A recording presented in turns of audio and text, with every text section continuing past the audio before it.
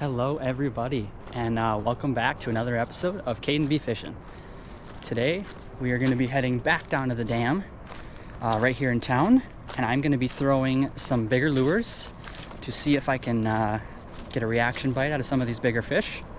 Sometimes in the fall, muskies usually run up the river, as well as some bigger smallies, and especially walleyes, because now that it's October, the temperature of the water is dropping, getting colder and colder every day. It's been basically the 70s and 60s last couple days and nights. So hopefully we will be able to get on top of some walleyes today. Maybe a muskie or two would be amazing. Pretty much anything in general. Also, today I will be showing you guys the fishing knot that I always use for every lure I use. And yeah, let's see if we can catch something. All right, you guys, now that we are getting into October here, we are getting into what I call the transition phase of fishing. And if you're not aware, once the temperature goes from summer to fall, the water temperature is going to slowly shift with it. And usually what happens when it gets to that stage is the fish are going to be less reactive. They're going to be less eating, less swimming everywhere, kind of just moving to wherever the deeper spots are is when this temperature goes down like this. And so if you're fishing a river like I am going to be today, it pretty much just makes it a lot more difficult to catch any fish, if I'm going to be honest with you guys. But when those temperatures do get colder, some of those regular game fish like bass and panfish like bluegills, crappies, rock bass, stuff like that, they are usually going to shut off. You can still catch them, don't get me wrong. There's those specific areas and lures that will catch them. But I've found once this temperature gets into the transition phase, the best thing to do is to try to catch muskies, walleyes, saugers, stuff like that. And today I'm gonna get up as close to the dam as I can, and I'm gonna be throwing some bigger lures, maybe a little bit of tube jigs as well, as you can see. And kind of just trying to see what happens, you know.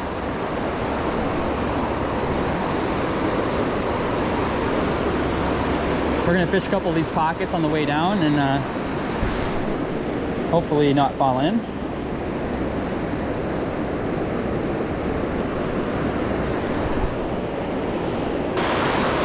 I will say now that the water is getting very low over here, it's going to be very, very difficult to catch a fish back in here.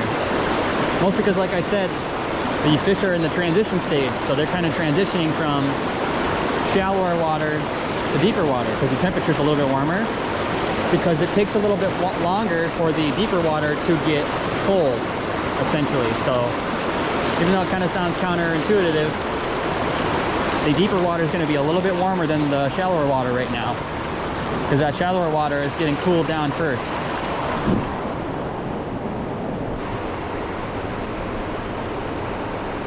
I'm honestly genuinely curious if I can get around these rocks and stuff without getting wet. Honestly, might have to try. I don't know if you guys can see this, but it's pretty much just craggy rocks, you know?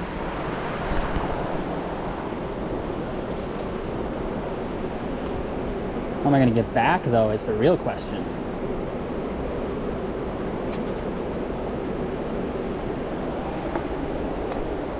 All right. Well, I could probably jump that for sure.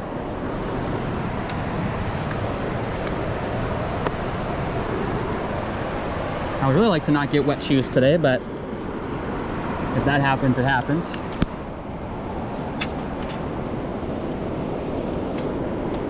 Okay.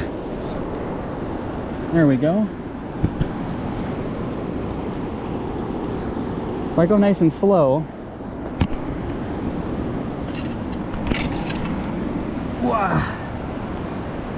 should be okay. Woo. Definitely not easy, but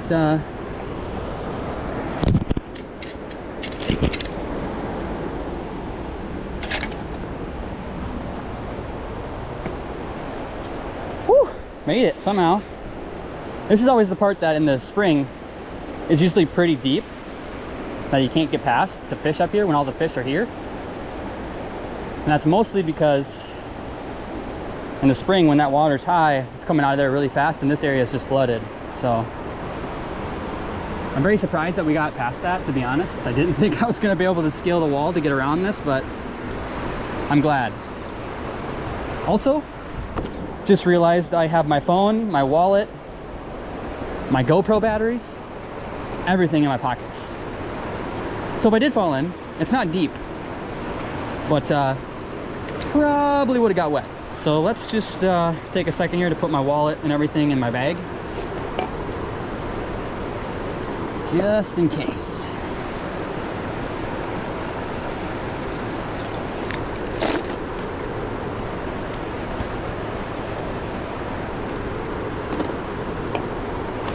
There we go. And we are not out of the woods yet. I have 5 little rocks here to walk on. Hopefully none of them are wiggly. That one is wiggly. Whew. Okay, we made it. Tree. Not gonna walk under that. Okay, we're gonna go over here first, throw a couple of tube jigs over here. I'm kind of gonna wait to throw any bigger lures until I get up by the dam, because that's where the deeper water is. And I'm genuinely thinking that most of those bigger fish, if they are up here still, or yet, I guess, if they are up here, they're probably gonna be up by the dam. But I just can't resist throwing tube jigs, you know, in a couple of these pockets on the way up. So, let's see what we can do here. Also, if you guys have noticed, a lot of my videos have been slowing down. I haven't been posting as much lately because now that we're getting into October here, I am bow hunting, so that is going to take up a lot of my time. But I promise once ice fishing starts, I will be back to my 1 video a week, hopefully. All right, we're gonna be throwing behind these rocks out in front of me here. And hopefully there's a walleye or a bass or something. Got something. Oh, it came off, no way. It came off, no way.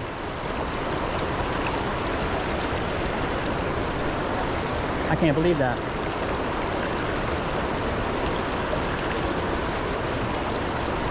It might have been a sturgeon or a carp that I just kind of snagged.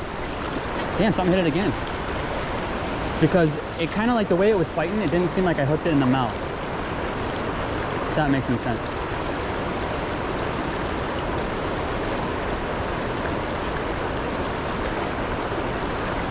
I also didn't really hook him that hard.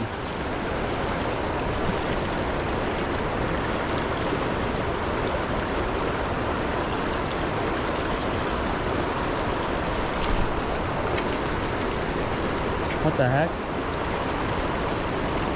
It's not rocks, because if it was rocks, it would stop it right in its tracks. Yeah, no, that's definitely tore up by a fish. There's teeth marks all over this. It could be a walleye. I'll loosen my drag just a smidge. There we go. If we could get like at least 1 or 2 fish over here before we move up to the dam, that would be awesome. There's one. And it's a smallie.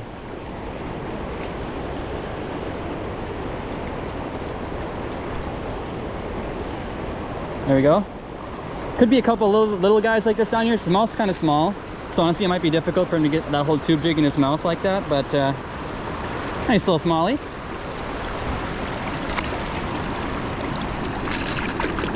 Those other fish we probably hooked into there, that first one might have been something different. It just felt a lot different. I don't know if that makes any sense. But yeah. See if we can catch another one.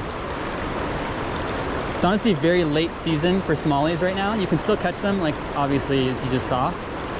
But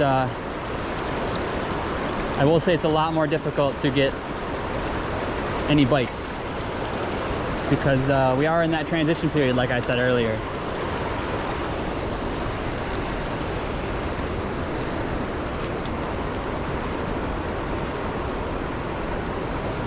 One thing I have never done, oh, got a snag. Dang it. I was gonna say, one thing I have never done yet is fish on that other side where the rocks are. I just put fresh 10 pound on this pole too. So this is probably not gonna come off easy. Damn, that broke. That's all right. Hey, this is actually perfect timing. Since that broke, I can show you guys the fishing knot that I always use. This honestly kind of works out perfect. All right, you guys. So I'm gonna show you the knot that I use when I tie every single lure that I fish with. So you're pretty much gonna get your main line here. That's what I'm gonna call this, your main line. From your, fishing pole, straight from the reel, through your eyes, the end of your pole, to your hands. So you have your main line here. Now I'm gonna be tying on a snap swivel. If you see my videos, you kind of know what I'm talking about, what this is. Basically what it is you tie this on, and it allows for as many, if you're fishing a river, usually you want to use a snap swivel because the current can twist up your line, as I've talked about before. This basically allows it so your lure doesn't need to twist in the current, and it saves your line from getting really swirly. And that's pretty much why I'm tying this on. But you can use this knot that I'm about to use on any lure that you want to fish. I've used this lure for literally since this is the first knot I ever learned how to tie for fishing, and it's basically the only one I need because it's the only one I use. So here we go. This works for any lure. You don't have to just use it on snap swivels. You can use it on any lure you want to use. So essentially what you're going to do, take your main line and the eye of whatever lure you're tying on. I'm going to use the snap swivel here. You're going to feed it through that eye like so. All right, now that you're going to do that, you're going to put your finger in the middle on top of that swivel or lure. Don't let it move. What I'm going to do is hold my finger on that lure, just on the eye of it, and you have your main line, which is still through here. You have the end and the actual line that goes up to your fishing pole. Take that end that you just fed through, and you're going to wrap it around your main line. You're wrapping it around itself, basically. So you're going to put it around this like this. You're going to just take it around that main line that's connected to your fishing pole 7 times. Like that. So now you have your lure on your finger. You have 7 times twisted, and you're still holding that end and your main line with your same hand. Okay? Take that end, put it through the hole, and slowly take your finger out as you do that. Try not to lose your hole. Feed it through that so you have the end sticking out, and pull it. Just like this. Now you're holding the lure, the end, and your main line. Okay? You're gonna pull it. And it should slide down to the lure, basically, like right there. Just like that. And now you'll see the end is still here, and I'm still holding the main line. Some people might ask, why 7 times around? You don't have to do 7. I can get away with, 6 or 5 or 4 or 3. 7 is, like, in my opinion, the strongest. Obviously, you can do more, but the more that you tie on, the more you go around it. If you look close to the lure, I don't know if you'll be able to see this or not, all the wraparounds are right there. The more you have, it's just unnecessary at that point. 7 is my favorite number, to be honest. So I always tie these on 7. But it's a very, very strong knot. I call it a fisherman's knot. It might not technically be called a fisherman's knot, but that's what I call it anyway. And if you have a bunch of extra on your tail end here, which I have a little bit, I'll take my pliers or nail clippers or whatever you're using, and I'll kind of just clip it off with that. Leave yourself with a little extra, because when you snag on something or you catch a big fish, you want this knot to be able to pull a little bit, especially if you're using mono filament line like what I'm using, like the clear stuff like this. When you snag on something, whether it be a rock or a log or whatever, most times if you're not strong enough, you might be able to pull it out. So I like to tie this knot with a little extra on the end to give it some give. You want to have some give. If you do it super, super close to your knot and you pull it and it comes off right away, don't put a lure on. Before you make that cast, make sure your knot's good. Give it a good, as hard as you can pull. Obviously, if you have super light line, then it might break, and at that point you don't need to pull it as hard as you can. But I got 10-pound test on here, so it's okay to give it a, you know, give it a good pull. But yeah, so that's the knot that I always use. I mostly tie on these because you don't, and if you lose your lure or something, you don't always have to retie. Or if you decide to tie something else on, like a spinner or a minnow or whatever, you can just take this, feed it through the eye of another lure, pop it on, and you're ready to go. And I could put a little diagram on the screen as well for you guys to look at, to kind of just see how the knot is tied without all the distractions of rocks and moving water around here. So I'll put that on the screen now.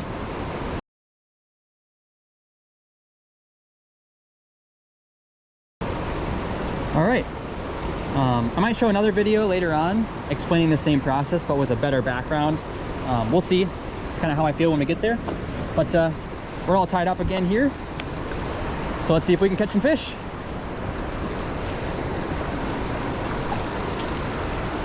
Or lose this lure I just tied on right away. You know, whatever works. Whatever works.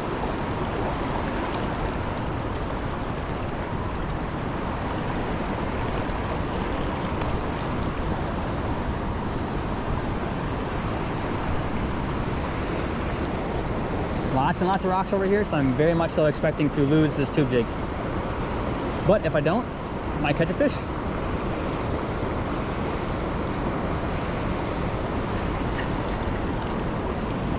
That's why I love fishing. You literally never know what you're gonna catch and if you're gonna catch, to be honest. All right, I think what we're gonna do actually is head straight up over there where we can actually get down by the dam. And I'll see you guys in a minute. All right, you guys, I'm not gonna lie. This is some serious mountain climbing to get here.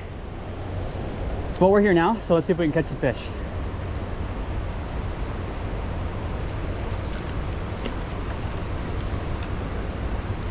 That was probably a snag.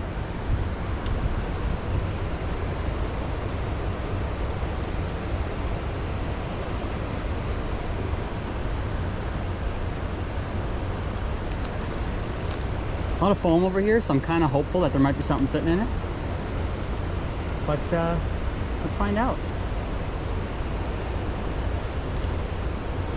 I'm only gonna use tube jigs for a little bit longer, and then I'm probably gonna start whipping some big lures.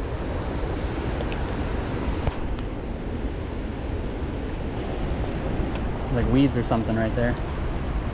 I'll try over there in the open.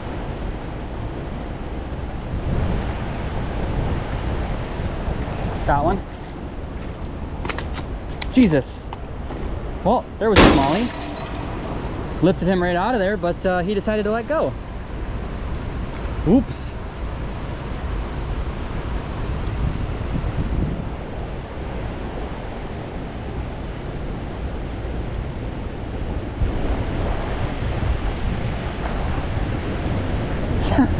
That's fish number 2. I don't know if we can really count that, but he did touch the shore.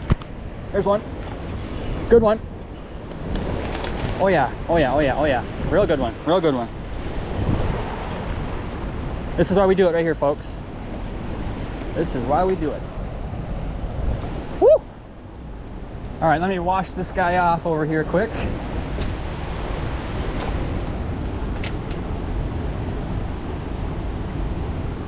Might have to use the pliers, but let me wash them off first.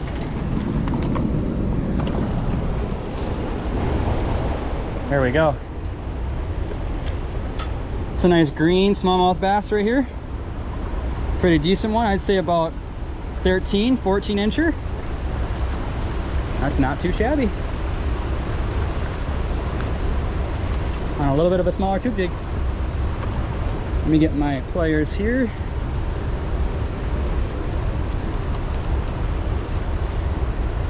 Oh, I see. Sometimes those hooks get perfectly in there, so those fish can't get off. That is a good fish right there. I'll take that all day long. All right, back she goes. Woo. Fortunately, I did not bring the fish towels today. So That is unfortunate. But we're catching fish, so I'm cool with all that. What I want to do now is put on a steel leader, because if I am fishing for bigger fish with teeth, I'm going to want something a little stronger to make sure that they can't bite through my line. So I'm going to be using this 50-pound steel leader that no fish should be able to bite through, unless it's a, you know, 50-inch muskie that completely inhales whatever I'm throwing, which I hope it does, but not, you know, inhale. That'd be not cool. Plus I only have 10-pound test of mono on here, so this honestly might not be very smart, but do it for the channel, you know. I'm throwing this big old bucktail here, muskie Mepps, big yellow with red streak in it. Throw that for a minute and see if anything wants it.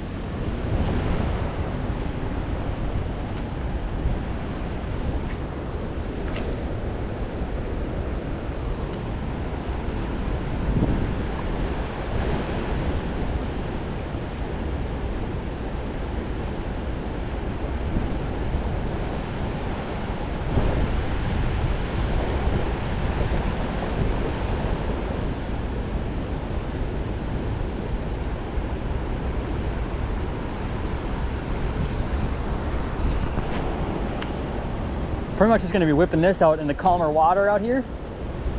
And if there's a big muskie or a big small, I've caught a big smallmouth on one of these one time. But there's a big muskie out there, or a big pike maybe. Maybe I'll come up and hit it. That'd be sweet.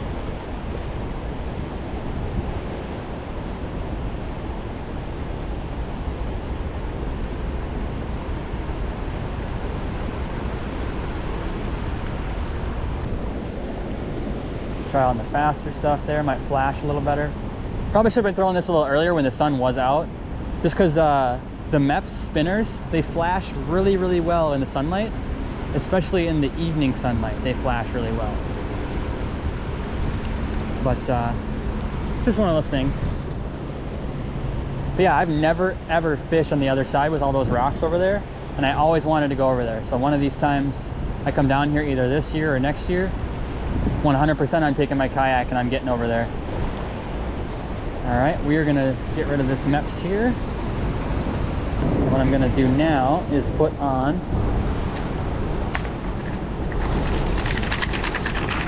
if I can get it out. We're gonna be throwing this, I believe it's called an X-Wrap, but it is blue. A blue X-Wrap minnow with a little white tail at the end.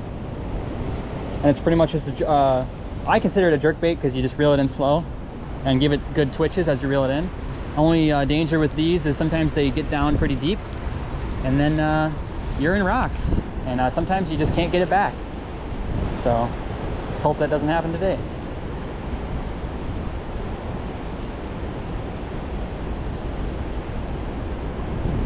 I've also caught walleyes on this before, which is also another reason why I'm kind of throwing it right now, because I feel like if the walleyes are up here, they might go for this, possibly.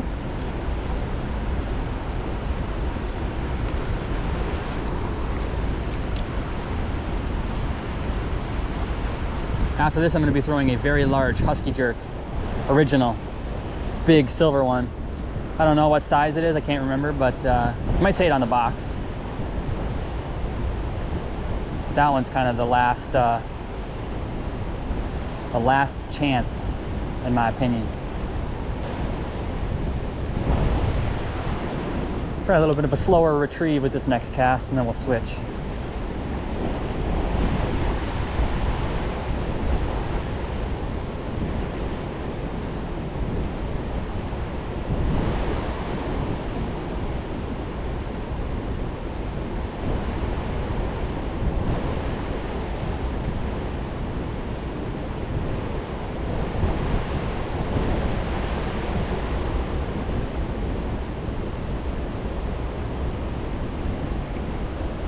No takers on that one either, huh? Well, We're gonna put on this monster husky jerk. And kind of, sorry, trying to dry these off a little bit. On this monster husky jerk and see what happens. There he is. The big one. F18 maybe is the size on that. Not exactly sure. But that is a husky jerk.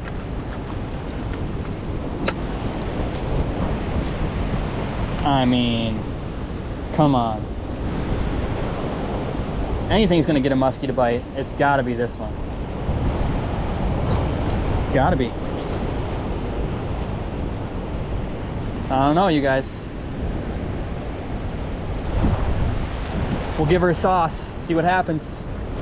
Snag City or Muskie City. I'm cool with either one. Or a big walleye, that would be sweet.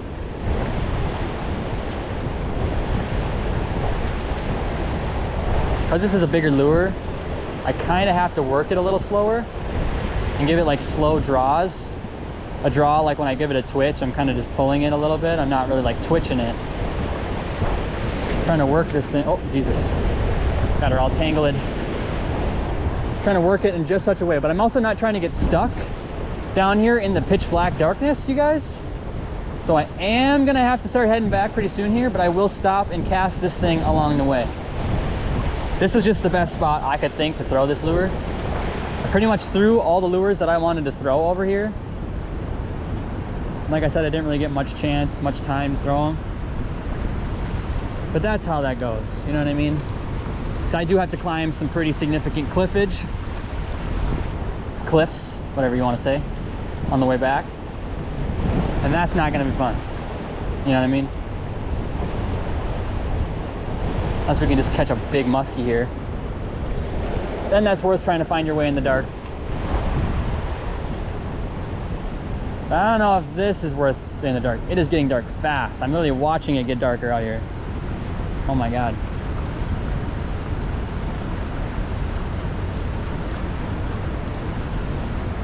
All right, you guys. I am getting the heck out of here. I know that was very quick, but we're gonna stop a couple times on the way back. I'm gonna pause you guys now, and then I'll start you up again as I go to cast on the way back. I am probably gonna be just throwing this along the way back because it's bright and flashy, because now that the sun is going down, can't really see a whole lot. So I'll see you guys then. All right, you guys, we have traversed the cliffs halfway back, and we're gonna head all the way back to where we started, past where we caught the first bass. And because there's more open, deeper water out there, very snaggy over here, so we're not even gonna try to throw this blue lure here. We're gonna get over there, and I'll turn you back on. We'll be throwing this again, and maybe we'll get lucky over there. All right, you guys, we have passed the first wall that we almost fell in on. Got past that. Now we are heading to where we first walked down, and we're gonna see if something might be sitting up that way. But we'll throw this for most of the remainder of the time. And then right before we go, before it gets too dark, I might pull another tube jig out, throw that for another few minutes where we didn't cast the tube jig. Just to kind of cover all the bases, you know what I mean?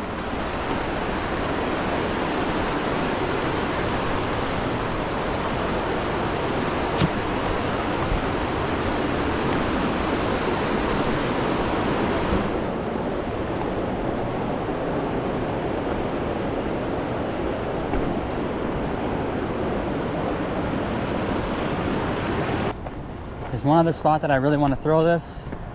I mean, in all honesty, I wish I could get to over where the main dam is and fish this right below that, but unfortunately I can't. That was a big fish. Unfortunately, I can't really get over there right now, so we're gonna take what we can get.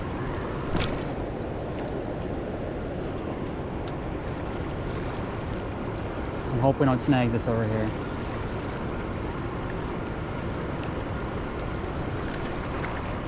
And we snagged. No way. No way. Dang, we're not gonna get this back. That's definitely a snag too. Damn. Well, give it some slack. Hopefully it floats up. I got it. No way. I got it back. Okay, we're actually gonna take this one off because it's a little shallower over there than I thought it was. We'll sauce the tube jig back on. Just because I know it's snaggy over there. And there's a good chance that the tube jig will get lost, and I'm not gonna be too broken up about losing a tube jig, to be honest. This one, however, is a $13 lure, and I would really prefer not to lose that.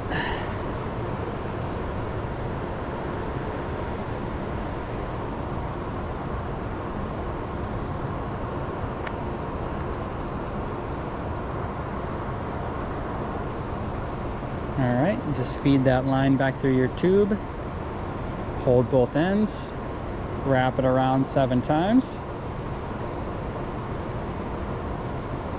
like so. Take the end, put it through the bottom, grab the end and the line, pull it, there you go. Chop off the excess, save a little extra just in case. It's the best way to do it.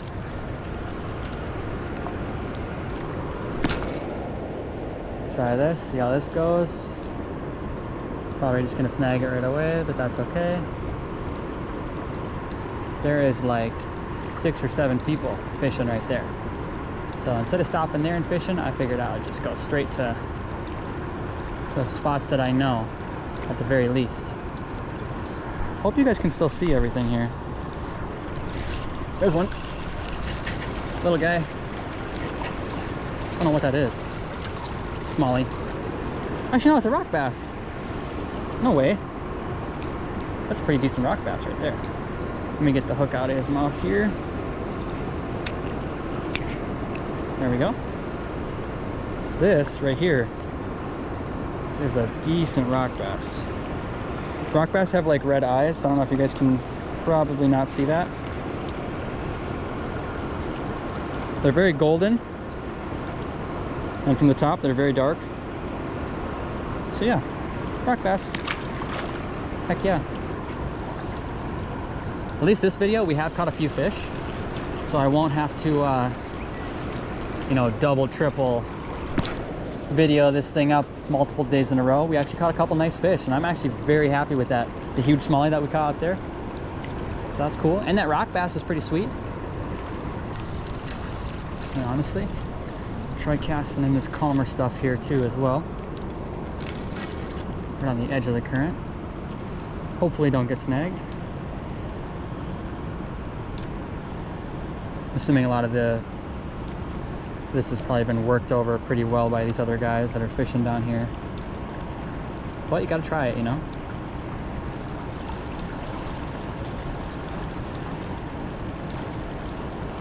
There are quite literally people fishing down here at this very spot that I am fishing at today.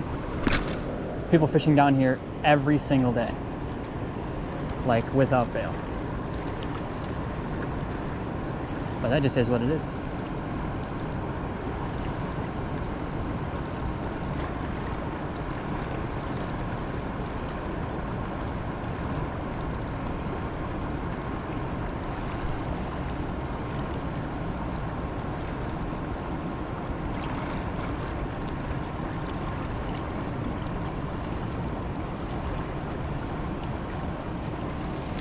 All right, well, before it gets too dark here, I think I am gonna dip on out. Well, we did end up catching a couple nice bass. One rock bass, a bunch of smallies. We didn't end up catching any walleyes or muskies. It's kind of a give or take down here sometimes with that one, but thank you guys very much for joining me. Please like, follow, subscribe, do all that good jazz, and I'll see you guys in the next one.